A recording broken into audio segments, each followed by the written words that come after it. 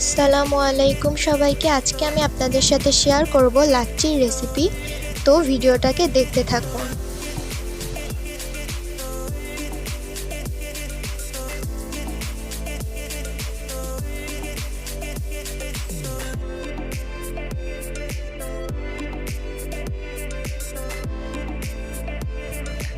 লাচ্ছি বানানোর জন্য প্রথমে আমাদের লাগবে দই। এখানে আমি 1 কাপ পরিমাণে দই নিয়েছি, হাফ কাপ পরিমাণে চিনি নিয়েছি, আর 10 টাকা প্যাকেটের 1 প্যাকেট গুঁড়া দুধ নিয়েছি। আর এখানে এই তরল দুধটা আমি জাল দিয়ে ফ্রিজে রেখে ঠান্ডা করে নিয়েছি, নিয়ে রুম টেম্পারেচারে আসলে তারপরে এটাকে আমি ইউজ করছি। তো এবার একটি ব্লেন্ডারের জারে দিয়ে দিচ্ছি দই দিয়ে দেওয়ার পরে এখানে আমি চিনি অ্যাড করব। তো চিনিটা আপনাদের স্বাদ মতো দিবেন, যদি বেশি খেয়ে থাকেন বেশি দিবেন, আর কম খেয়ে থাকলে কম দিবেন। তো আমি আমার স্বাদ অনুযায়ী দিয়ে দিয়েছি। এরপরে এর মধ্যে গুঁড়া দুধটা দিয়ে দিচ্ছি। গুঁড়া দুধটা সম্পূর্ণ পরিমাণে দিয়ে দিতে হবে। এরপর এখানে আমি 1 কাপ পরিমাণ তরল দুধ ইউজ করছি। আপনারা লাচ্ছির ঘনত্বটা যে রকম রাখতে চান সেই অনুযায়ী দুধের পরিমাণটা দিবেন।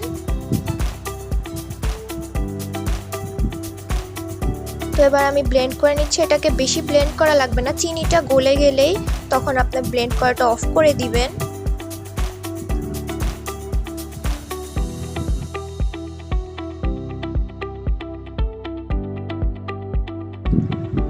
এখানে আমার ব্লেন্ড করা হয়ে গিয়েছে। তো আপনারা দেখতে পাচ্ছেন কতটা সুন্দরভাবে এখানে আমি ব্লেন্ডটা করে নিয়েছি। তো আমাদের লাচ্ছিটা রেডি। এবার এটাকে আমি একটা কাচের জগে ঢেলে নিচ্ছি। আপনারা দেখতেই পাচ্ছেন আমি এর ঘনত্বটা কীরকম রেখেছি।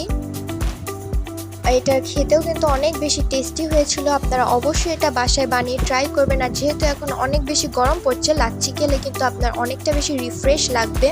তো এটাকে আমি ফ্রিজে রেখে ঠান্ডা করে নিয়েছিলাম, নিয়ে এবার এটাকে একটা গ্লাসে ঢেলে নিচ্ছি।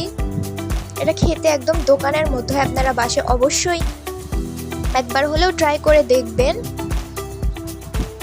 তো আমার আজকের ভিডিওটি ছিল এই পর্যন্ত। আপনাদের কাছে যদি আমার ভিডিও ভালো লেগে থাকে তাহলে অবশ্যই লাইক, কমেন্ট, শেয়ার, সাবস্ক্রাইব করে আমার চ্যানেলের পাশেই থাকবেন। তো আজকের মতো এখান থেকেই বিদায় নিচ্ছি। আল্লাহ হাফেজ সবাইকে।